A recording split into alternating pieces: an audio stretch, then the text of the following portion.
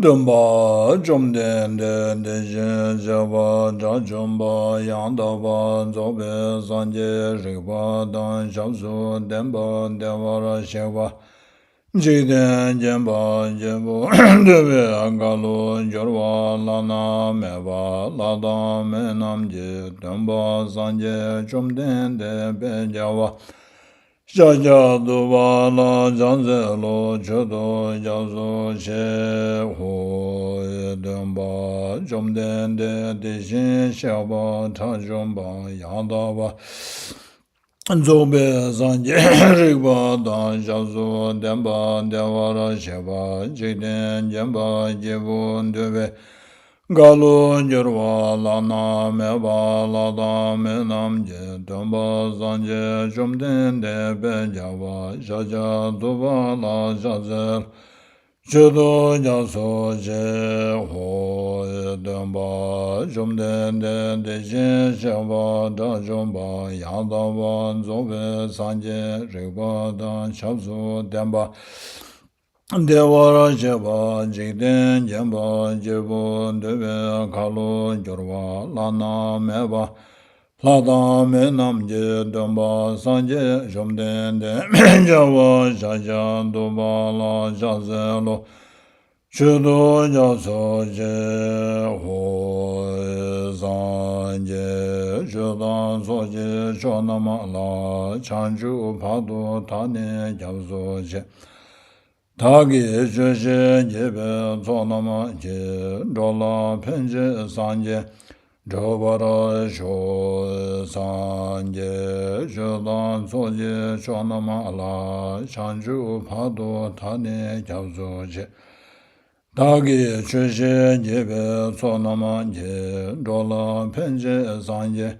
Jobara Sho Sanje Jodan Soje Chonama La Janju Bado Tane Jabzo Che Tage Chushe Jibe Sonama Je Jola Penje Sanje Jobara Sho.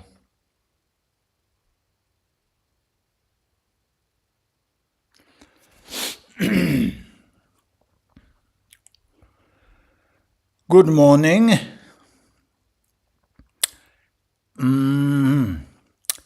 Please let me know if you have difficulty hearing. For the last 2 classes, I used the old microphone. For some reason, there is this background noise. So I was told about that sound. So I changed my microphone, but for some reason I feel that this is not really working. Looks like I'm using the inbuilt laptop's inbuilt microphone. So if you prefer the earlier microphone, then I will use that. But if this is okay, then I will continue using this. So just let me know on the comment section so that I can check.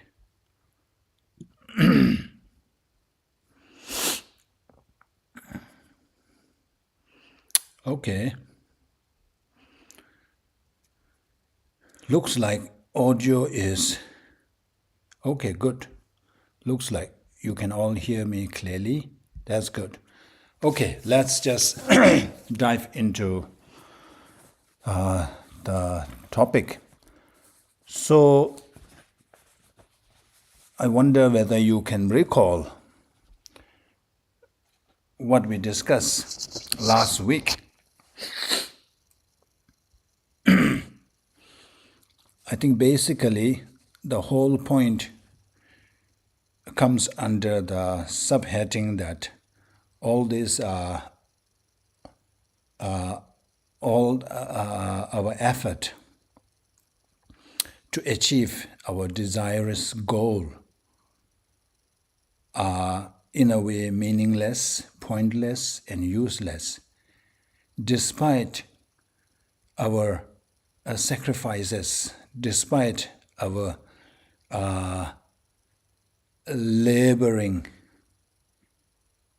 our hard work to fulfill all our desires, wishes, but we don't really get to enjoy that. And Shantideva gives various instances or examples where despite our effort, we have to sacrifice so much. We have to even sell our own freedom to achieve those goals. So in the end, it is like there's more suffering and pain than the actual joy and happiness from our endeavors toward achieving worldly or desirous goals. So Shantideva ended with this analogy that says here,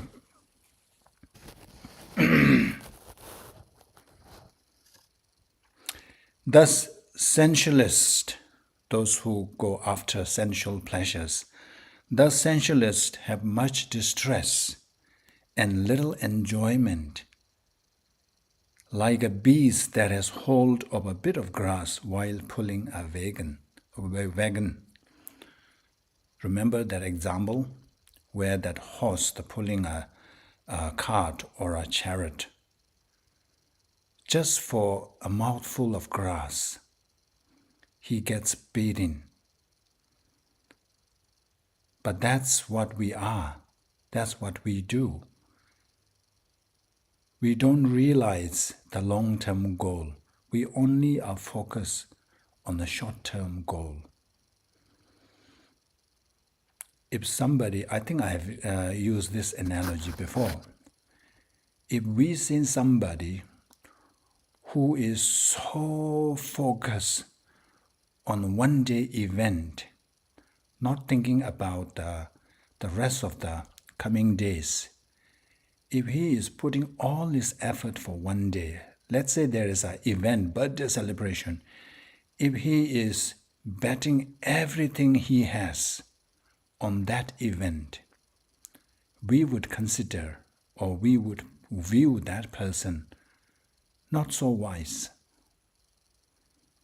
Some of us even go further to say that he is stupid.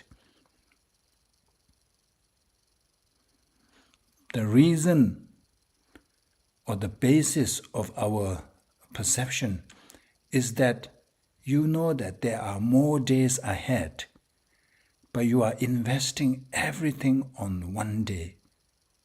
So that's what we have been doing. There are so many countless future lives, but we are only focused on this life's well-being, this life's happiness. We rarely invest in the future well-being in the future lives. So this is all due to this attachment to worldly things, attachment towards those desirous objects, whether it be a person or it be material things.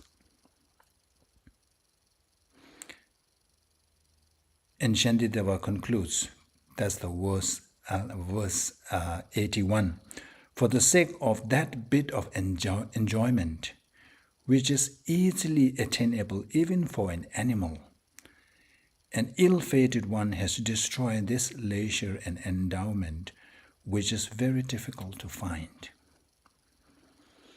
So if we are so focused chasing after our desire,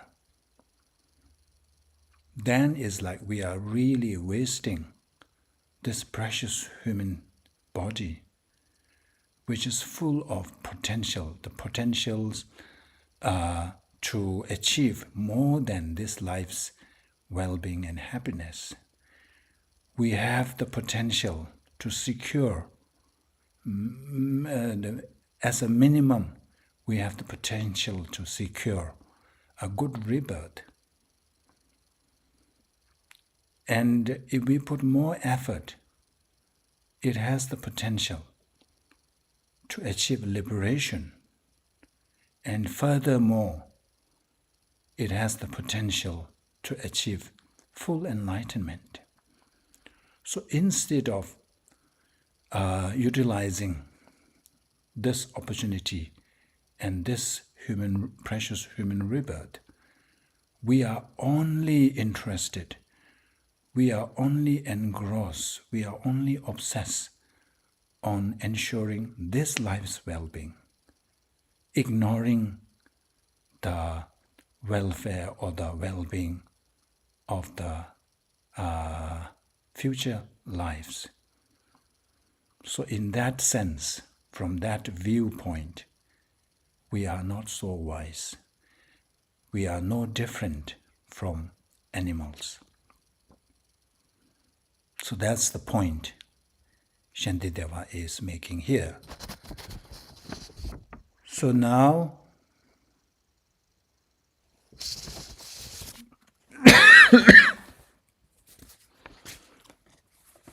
this is like the final part to that. Remember, in order to develop shamatha, in order to develop concentration, Shantideva begins by the importance of removing the obstacles. Of course, there is the physical obstacles, external obstacles, and then there is mental or inner obstacles. So in order to be free from these physical or external distractions, Shantideva suggests that we pursue physical isolation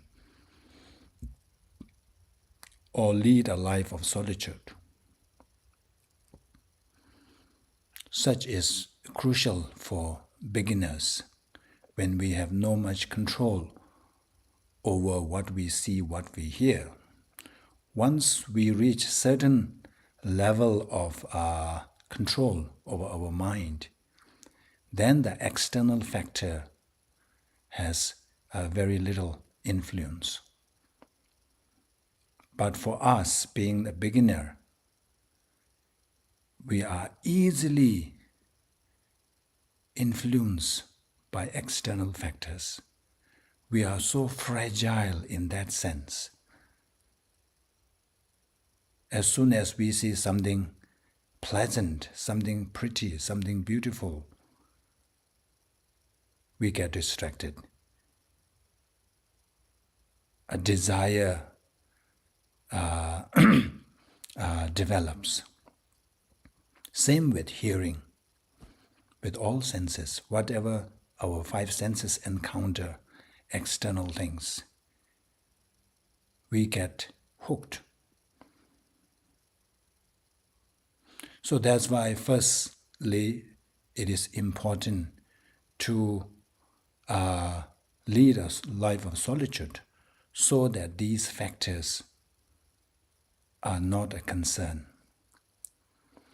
And secondly, even if we are able to lead a life of solitude, we are able to physically isolate ourselves from the busy life of lay people or the world. But if we are unable to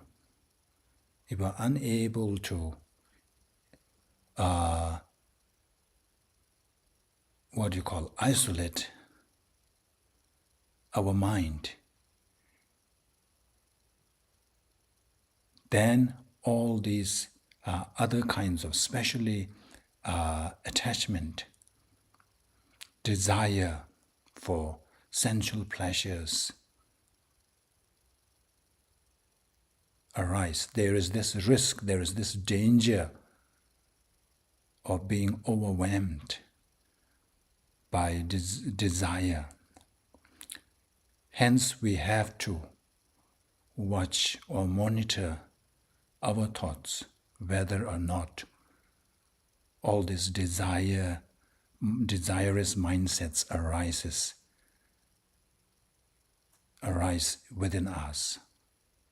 As and when these arises, and Shantideva prescribes various techniques, various methods to reflect.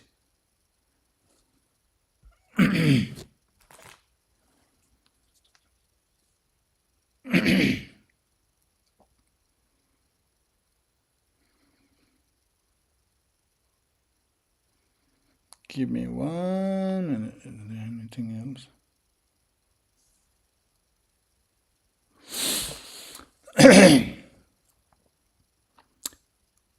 So today we are coming to the conclusion part, where Shantideva kind of summarizes the whole thing.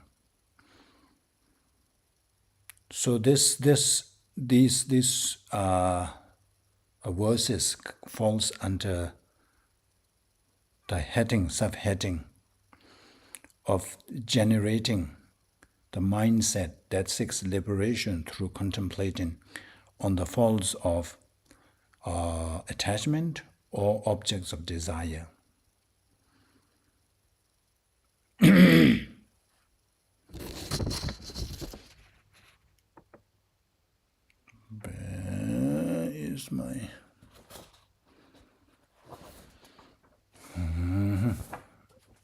Let me get that Tibetan one. Here it goes. Doba nyebar jik jurishin nyela sobar tong chebas chimbu mencher tu kundu tube tsejung kanyimba teyi chewe tse zamgi tsekis sanje ni dubna doden chanju choba we tunye chela chanju mes. Remember in earlier verses, Shantideva mentioned that all these efforts to chase after our desirous goals does not come without a price. There's a lot of hard work and sacrifices are involved. So now you can have this kind of a argument where you say that, yes, I see that to achieve these these objects of desires, one can experience so much pain and suffering in the process of acquiring these desirous objects. But however, even when we strive to achieve enlightenment, that also involves a lot of pain and suffering and hardship. And here Shantideva says that there is a difference. Yes, even striving to achieve enlightenment, there is hard work. One needs to engage in hard work and perseverance.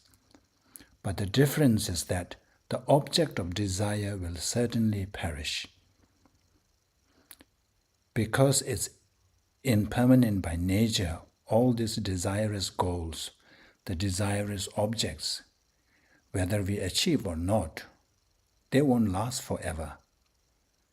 They will eventually perish, disintegrate. It will disappear.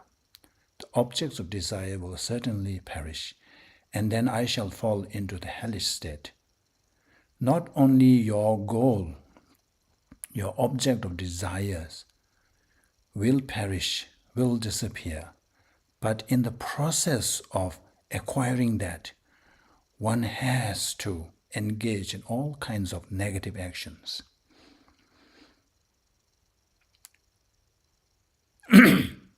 even when we, for instance, even when we go for interview, how we portray ourselves. Some even lie about your resume. But many, even though they don't really lie, they really embellish the resume, make it very impressive. And then things that we say about ourselves, things that we do in order to achieve that goal. And the best example is the US politics. In order to secure your position, your chair, we all know what's happening at the moment. People change their view completely, 180 degrees. When you see there's a benefit, when you see that you can benefit from that, you have no hesitation in lying, changing your stand. And these are small examples. And what else people do? I don't have to mention each and every instances. We know, we see.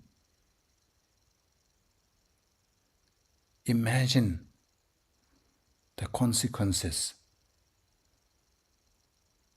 of such actions. And a very gross example is for sensual pleasures. People engage in sexual misconduct. And that really destroys so many relationships, destroys so many what you call happiness and joy of other people. Let's say if you get in between somebody who already has a family, and then when you force that person to leave that family and start a new family with you, how many people suffer? The other person, the partner, whether it be the husband or the wife. On top of that, children. So from that point of view, we know that sexual misconduct is such a heavy karmic consequences. And in the process of that, we may have to engage in other all kinds of negative actions, lying, then divisive speech, then ill intention, almost all the 10 non-virtues. And that's what I'm saying. As a result of engaging in such negative actions, the consequences will be in the lower realms. And then I shall fall into hellish states.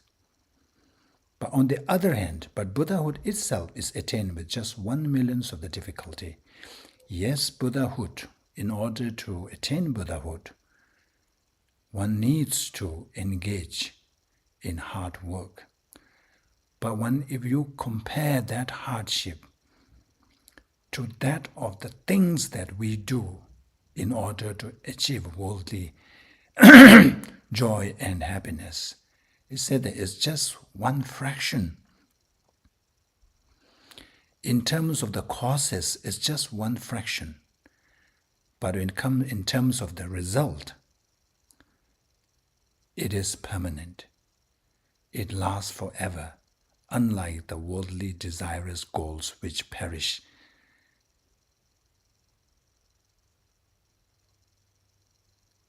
With just 1 million of the difficulty involved in continually exhausting myself for the sake of what is not very great. Hence the desirous experience greater misery than those following the awakening way of life. But for them, there is no awakening. So if you are still obsessed on this, so your hardship will be countless. And even if you have to work so hard and hardship is countless, but the final end product is a lasting one. It lasts forever. At least there is something. But after all that effort, in the end, it disappears.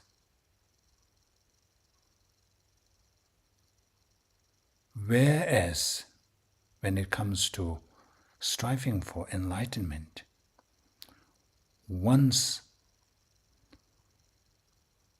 we achieve that, it will last forever. It will not go anywhere. So that's the difference.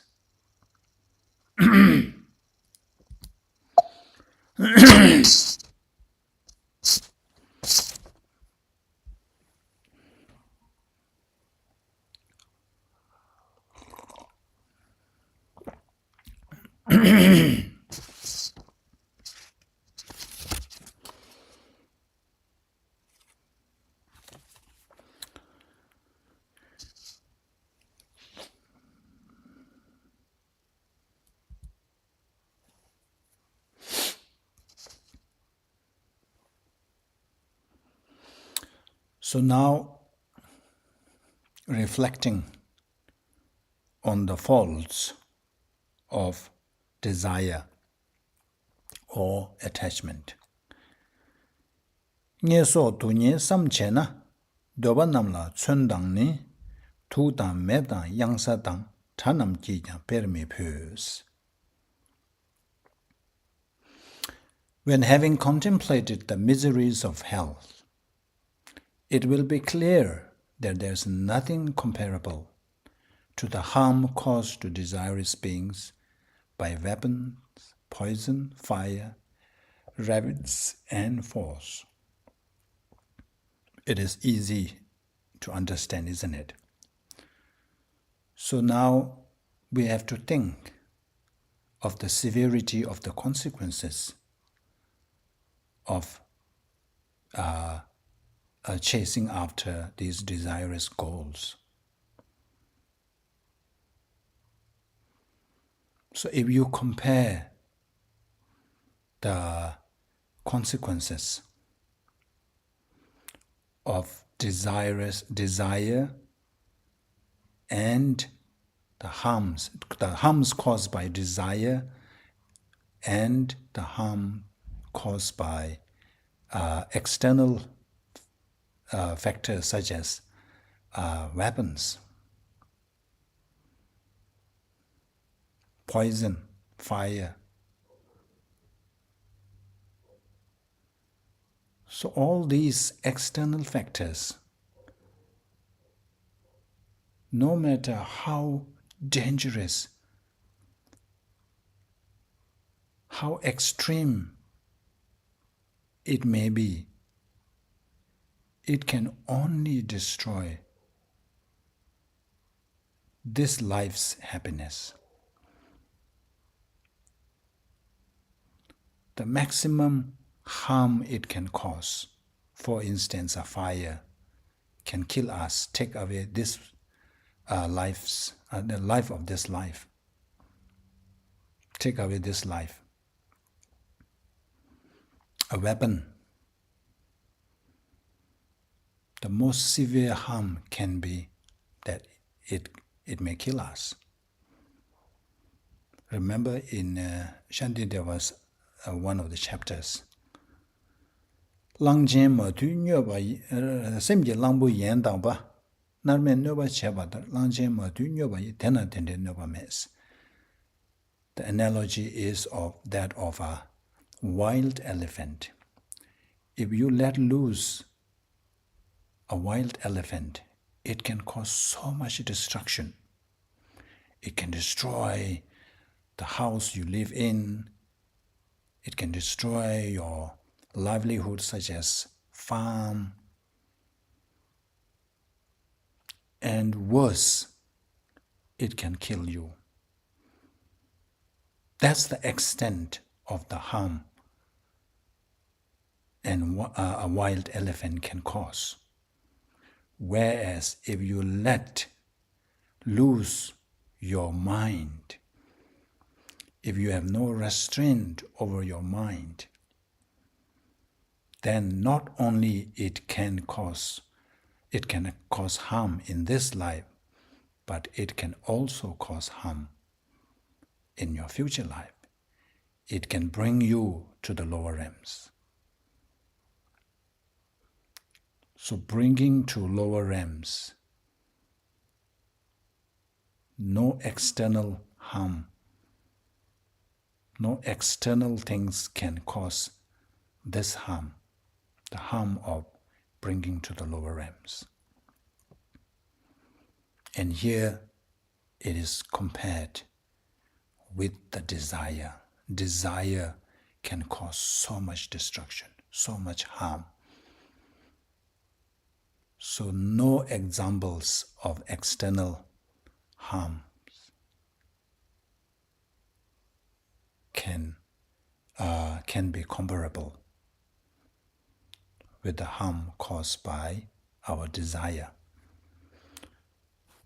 So in order to reduce our desire, this strong attachment, especially attachment towards this kind of sensual objects,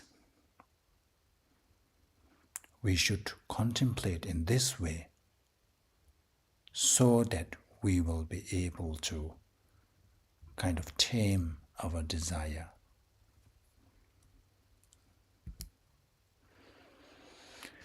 And then on the other hand,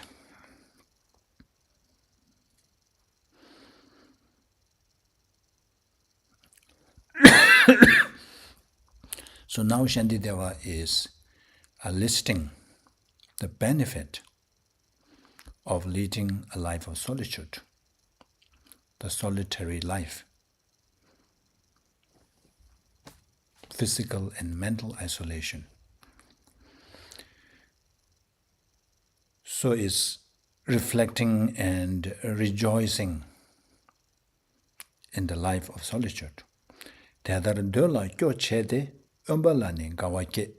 Having in this way developed disillusion with desire, after contemplating, as explained in the previous verse, so we develop this disillusion. And then we should generate joy for solitude.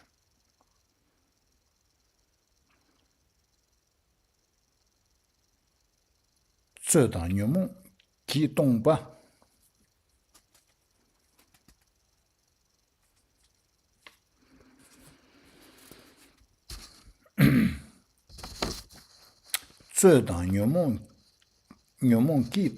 shiwe naki nang tatu keden dawe zenden ki sewe yangbe tolep kansan nyamgawar tame shiwe naglun yowa yi shanla pendun semshin chakwar ches. So now listing some of the qualities of a solitude life.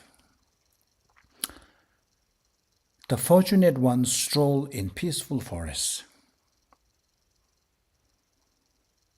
The unique quality or place is remaining stable and undistracted, devoid of disputes and disturbing conceptions.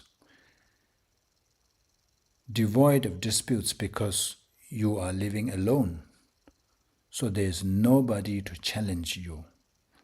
There's nobody to quarrel or argue with. So such occasions are unlikely. Disturbing conceptions.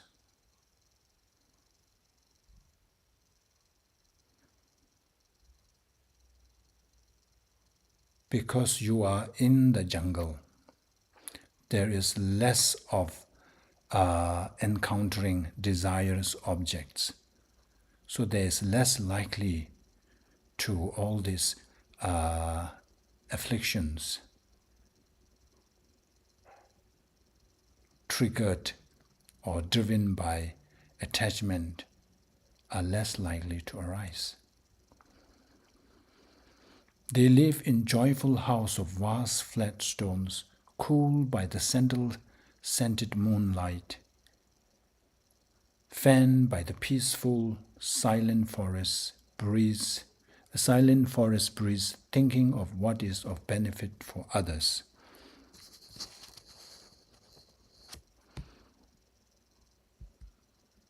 Okay. So this is analogy. The analogy is like this. Imagine the kings in the ancient times, let's say in India, during Shantideva's times. The good kings. So in the evening, of course, India is a hot country. So those days there is no such thing as fan or air conditioner. So kings use the servants to fan them. So while enjoying the evening with the cool breeze from the human fanning, the king contemplates on the welfare of his people, how he can help, in what ways he can improve the welfare of his people. So likewise, when you are in the jungle, far away, remotely located, you have all these similar to how the king enjoys. You have the coolness. Normally in Tibetan poetry, the moon is always depicted as this cooling, having this cooling effect. So when the moonlight is out and it touches your place, it's supposed to have some cooling effect. So that's what bodhisattvas in their cave, in the jungle, with a serene environment, with the moonlight hitting their cave, they contemplate, thinking of what is of benefit for others, thinking of other sentient beings, generating the mind of bodhicitta, simply occupied with the mind to benefit other sentient beings. So if you compare these two images, one requires strife, because you have to have the maids to fan you, and you have to contrive, or you have to facilitate all these nice surroundings. Whereas when you are in that kind of serene jungle, you don't have to strive for it. It is there. So that's what Shantideva is trying to depict, this picture of how serene and peaceful when one is in the jungle doing meditation. And we can imagine that, isn't it? Because we do take time off from our work to go to resorts or cabins. the cabins, my understanding is that they are not well equipped. Many of the cabins have just a basic needs. But still, people leave their house which is well equipped and to spend time in cabins. Why? Because of that serenity, that peacefulness, that environment which you cannot find in the busy cities.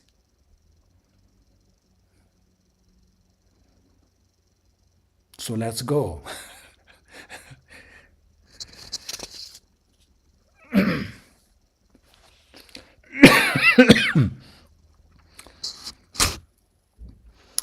Another quality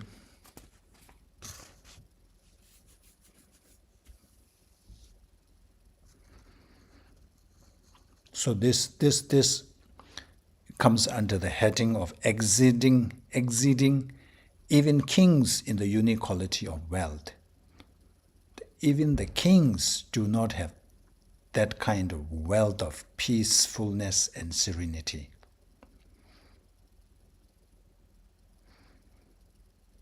Despite their wealth, they cannot create that exact condition.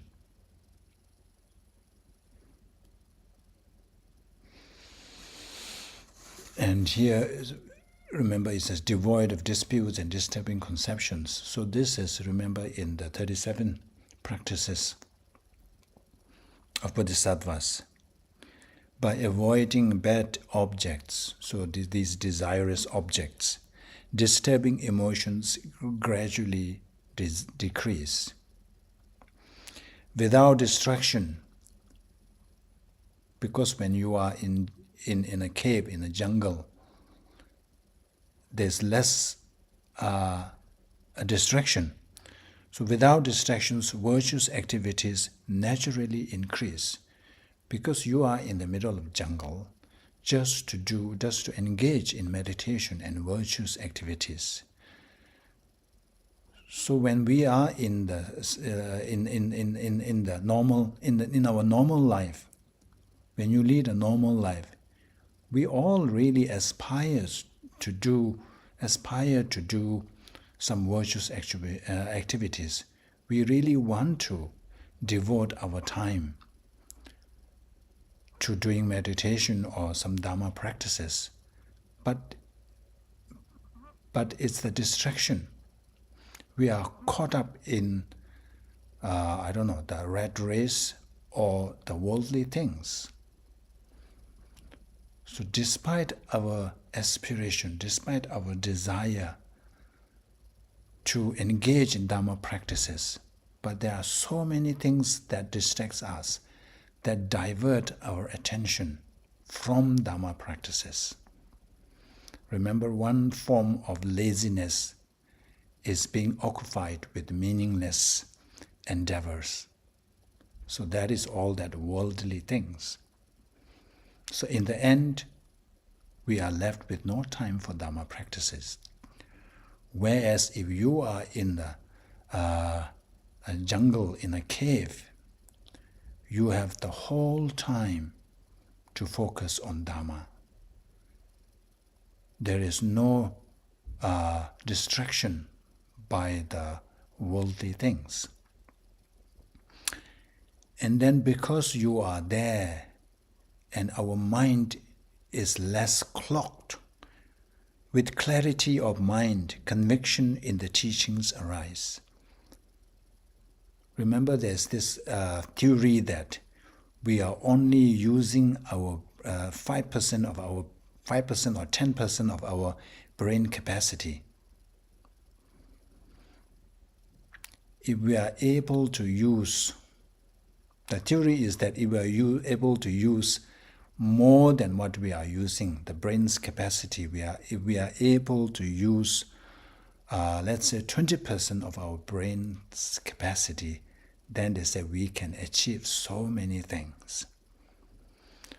So first of all, we are only utilizing, let's say, 10% of our brain capacity. And that is all clogged with the worldly things. So once in a while, we give some thoughts on Dharma practices. So there's no way that we will have some insight or realizations, because it's cluttered or clogged by all these other things. So when you are in jungle there, with the fresh air, with the peaceful surrounding, the only focus, 24 hours, you are only thinking, your brain is solely focused on your practice, then it is likely we can understand that insights are possible. Gaining insight is possible. That's why it says, with clarity of mind, conviction in the teachings arise. Cultivate seclusion. This is the practice of Bodhisattva. Remember, we covered that.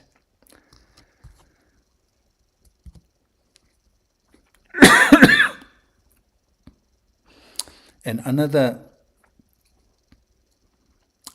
quality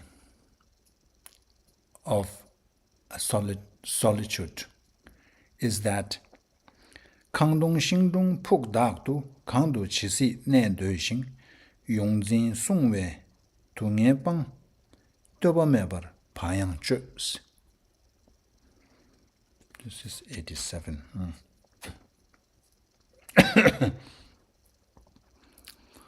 So then the question arises, yes, I can see all that qualities, but if you just dwell in the jungle, wouldn't we suffer from lack of, the necessities? So it said that not really. We don't need to invest money, several hundred thousands, for a place to live. We can go and choose whichever cave we like. Nobody claim possession of all this. So you can just choose whichever you like. They dwell for as long as they wish, because these are not owned by individuals. So you don't have to worry that, you will be kicked out.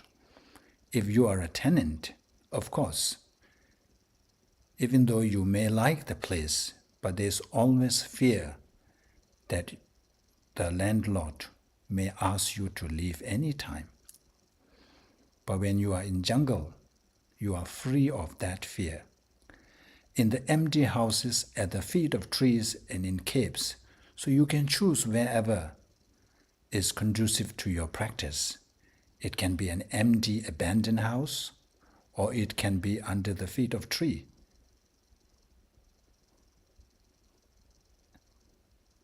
Or in caves. Having abandoned the pain of clinging to and guarding possessions, they abide independent, free of care. If you own a house, it comes with so much work. So that's why it's if you don't have a house, if you don't own a house, that's a problem. If you own a house, that's also a problem. First of all, you have to upkeep the house. You have to make sure that the house is not damaged. Just recently, I was looking into the gutter system, the St. Paul, that place, the Drupa monastery, Oasis of Dharma. There's no gutter installed there. As a result,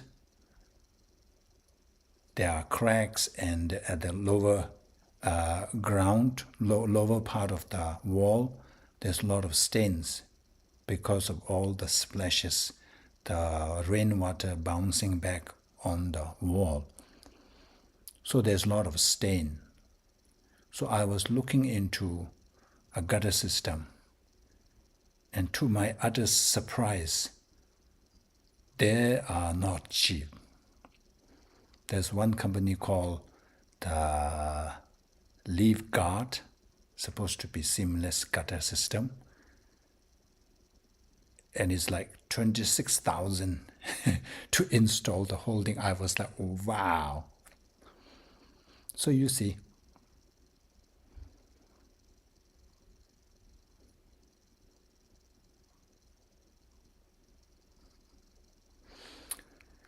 so if you live in the jungle,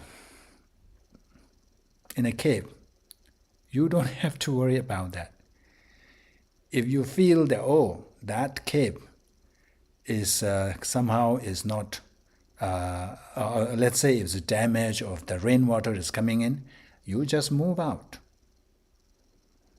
You don't have to worry. First of all, as a retreater, you have very few things. I'm trying to move from here, and just last night I started packing.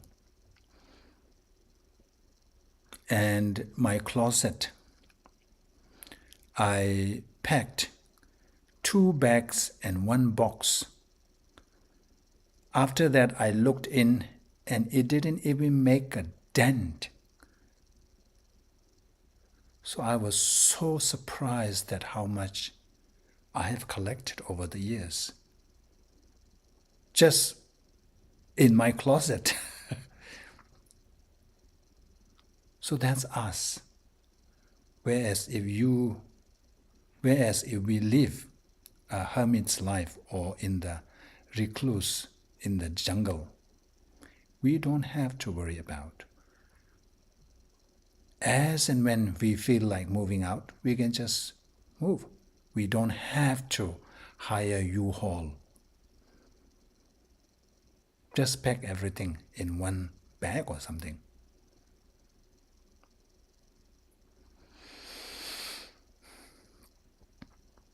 Having abandoned the pain of clinging to and guarding. First of all, when you invested so much, you have this clinging to your possession arises. And then this fear of losing it, fear of being damaged. So this guarding one's possession occurs.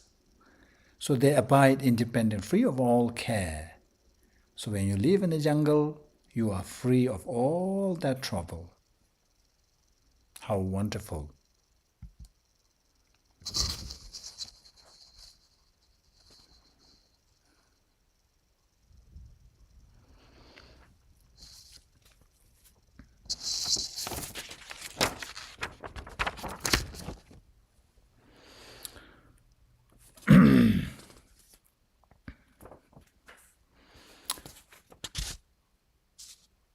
Another quality is Rawan Chöjin Chag Me La Kang Dang Yang Nin De Me Ba Chok She Pe Ju Kang Yin Ba Ong Bö Yang Ni Tenye Gas. Living as they choose, desireless, having no ties with anyone, even the powerful have difficulty finding a life as happy and content as this. So this is making comparison between a king's life, a king who is so powerful. He has all the power, but still, a king may not have this kind of freedom. Living as they choose, desireless, having no ties with anyone. You don't have to worry about anybody. Once you are kind of connected with so many people, the loved ones and all that, and especially when you have this strong attachment to your circle of people, then you are kind of trapped. And then when they feel pain, you feel pain. You are drawn into their world of suffering. Whereas if you live in jungle, completely focus on your practice,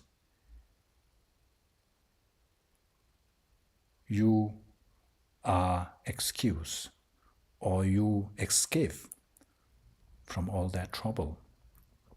So such freedom, even the kings, great kings who has all the power, they cannot find it. Even the powerful have difficulty finding a life as happy and content as this. So this is all boils down to having contentment. This Tibetan term is quite what do you call, nice. That's a poor choice of word. I don't know what to say. But we have this something called Duju Chadang, Zhongju Nian. So that means no enemies or no force to defeat and no loved ones to care for. So we are trapped in this when you live in the worldly environment. So we are kind of driven by this law or this rule that one needs to defeat our foes, one needs to protect our loved ones, and then we go into circle. We create our own universe, our own world under that law.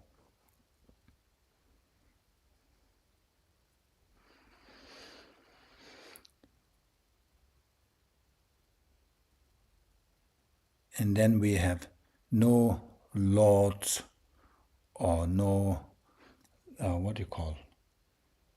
boss to bow to, no servants to look after.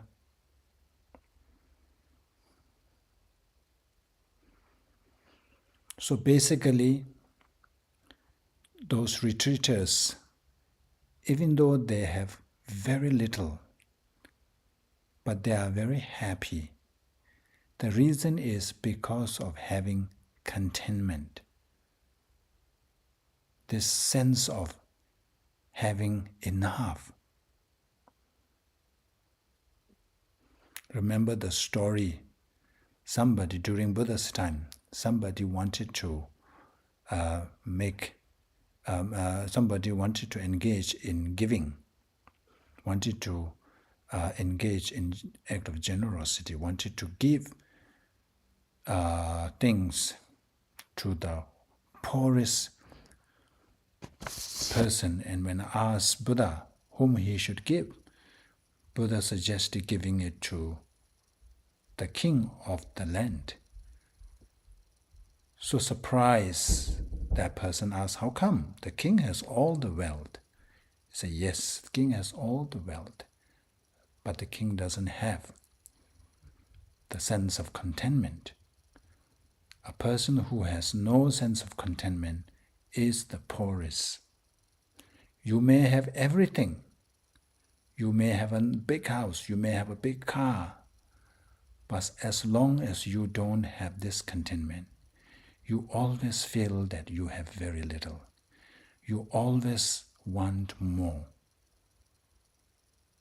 And that causes one suffering and pain, because our desire has no limit.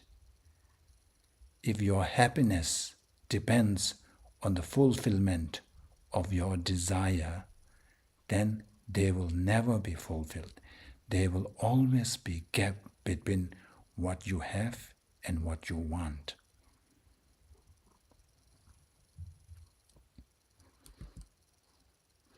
So I wanted to, this is not part of the Shantideva's one, but I thought that this is such a great lesson for all of us.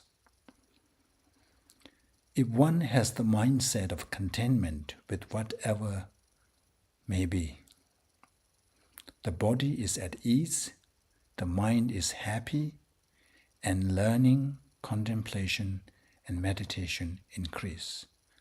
Possessing such contentment, one is rich even in poverty. So this is the importance, benefit of having this mindset of contentment. When we have this mindset of contentment, what happens is we won't chase after many things.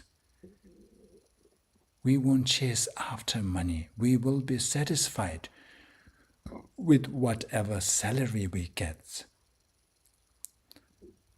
That helps us prevent doing extra hours of duty, overtime, and most probably 2 shifts, double shifts. So when we only, less laborious thing, less work to do, our body will be at ease. As a result, our mind will be happier. If you have so many things to do, then of course the stress will arise. Body cannot handle. And there is connection between mind and body. Of course, normally mind influences body, but sometimes the mind gives rise to stress. And then our emotions it affects our emotional well-being. So when one has less obsession over material gains or fame or status, we will work less, and that eases the body, and as a result, our mental well-being will be healthier. And then we can hope to spend some time on listening to Dharma teachings, followed by contemplation and meditation. So therefore, if we possess this quality of contentment, then we are rich, even we don't have much. So this is, I find this such a, inspirational verse. So you can use this, memorize this, and whenever such thought arises, wanting to have something more, always think about this line, and maybe it can help. So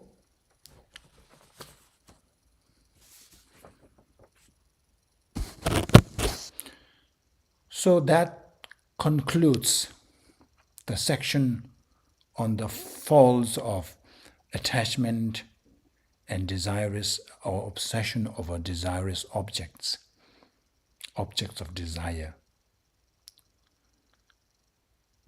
So from here onwards begins the actual practice of concentration, or in other words, developing bodhicitta.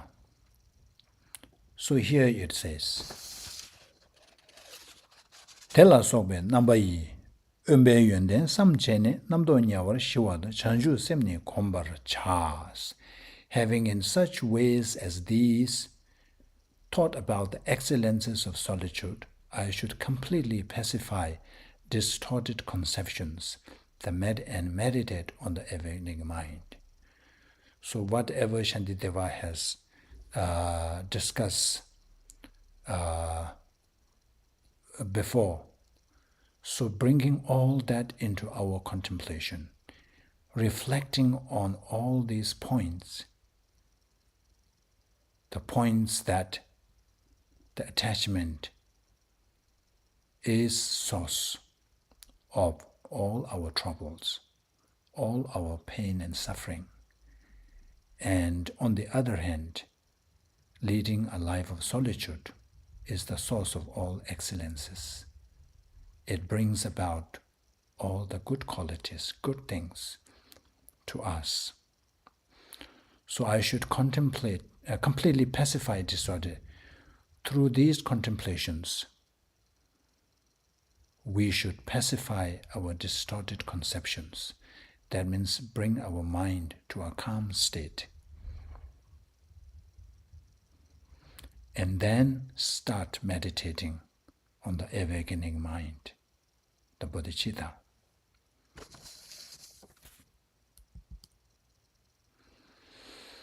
So I won't go into this because we will start from here, from next semester. So you all know that today is our last class of this year. So today is the last English class for the second semester of 2024. And we will begin the first semester in January. So today being the last class, I will leave this for next year. But just to create this auspiciousness, I will just read this stanza. Tadan shendu nyamba ni tambu nyi do bade kom. Tedan to nyi nyambe na tamje ta shin sungwar cha. First of all, I should make an effort to meditate upon the equality between self and others. I should protect all beings as I do myself, because we are all equal in wanting happiness and not wanting pain and suffering. So this is to start. This is to create that auspiciousness to continue in the next year. But I wanted to reiterate this point which we discussed briefly in our last class. One would be foolish to use a golden vessel adorned with precious stones to hold filth. Likewise, one born human, yet engaged in unwholesome deeds, display a far greater foolishness. It's very clear, isn't it? I don't need to elaborate on this point, but I wanted to stress the importance. Because if we encounter such a person who has this beautiful vase, which is, in terms of the quality, is made from gold, and not only it is made from gold, it is adorned with precious jewels, precious stones, which makes it so precious and so expensive. But then if that person used that vessel or that vase or vase to hold just filth, anybody who encounters such person will consider that person as very stupid, very foolish. But here, I think this is, if I'm not mistaken, this is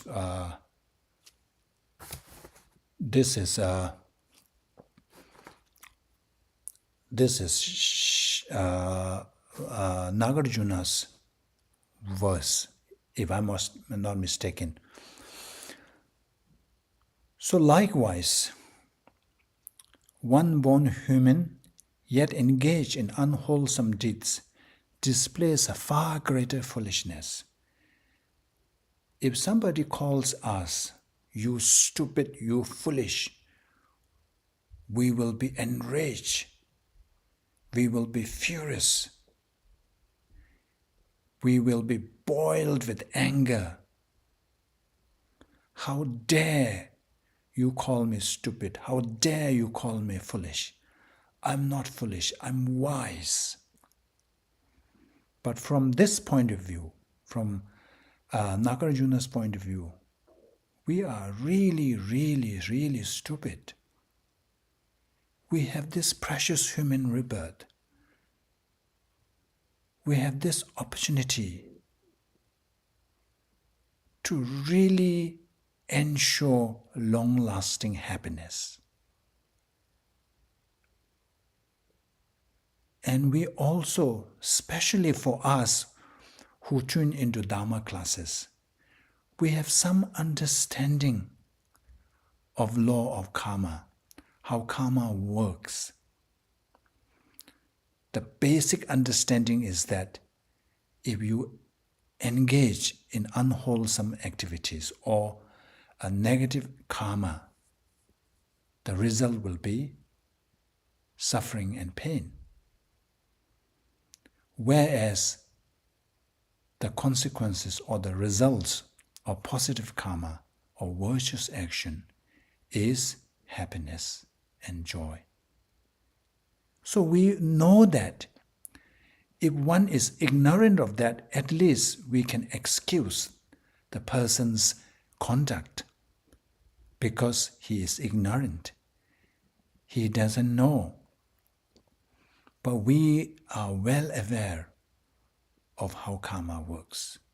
But despite that knowledge, despite this precious human rebirth, despite this opportunity, we continue wasting this opportunity.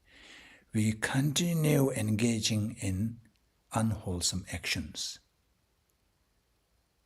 But deep down, we seek happiness. Deep down, we want to avoid suffering. But our action is the opposite. So, during the winter break, December is normally our winter break, please remember these lines.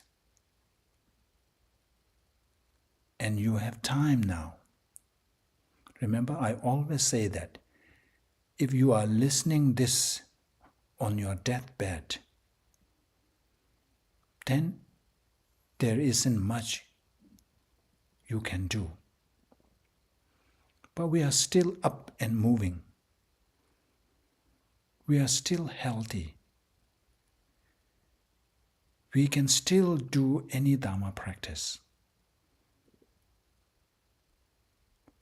So there's no excuse.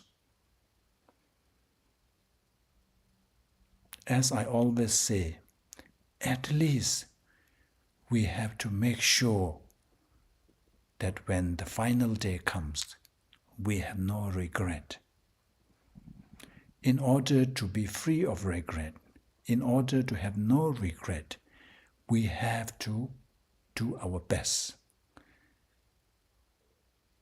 We have to put our effort as much as possible. We must try. Without putting effort, without trying, first of all, we cannot say that all these teachings doesn't work. If you really want to say that these teachings doesn't work, this practice doesn't work, then you put them into practice. You experiment. Put into experiment. Put on your scientist's hat and then experiment. Once you experiment, then if your result shows that there's no effect, it doesn't help, then you can say confidently,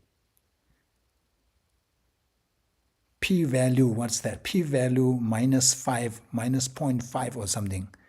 That is a significant result. So anyway, you have a good holiday, but also don't forget to contemplate on these verses and try your best. I have strong belief that if you try your best to put these teachings into practice, no matter whether you know so much or not. That would be more beneficial. You may want to study so much, you may want to go and attend all the teachings, but if you don't even practice a fraction of it, so what is use? What use of all that time and effort you put in? So, all the best, and I'll see you, I think, in January. So thank you, and let's dedicate our prayer, our merits, not only today's class, but all that time that we spent attending these classes. We have accumulated quite a lot of merit. So it is important to dedicate. Tagi jinye zabe gyawa de tendan rowa kunla kangben dan ikebara chuzun losan tabayi tembe nyingbo ringdo seje sho jambe bawe chedara kemba dan kundu sangbo tenyang tejendo teda kungi jesu talobaj Gyawa deda damje rabdo ngo duzun shekwe gyawa tamje je ngowa kanla shodu ngaba de dagi kewe sawa nikun ja zambo jeje rabdo ngo wargi Tumba lana mewe temba da jawa denda lame tinyebe gyawa tiyan jowa maluba shinyen tambe jesu zingyuruchi. Thank you.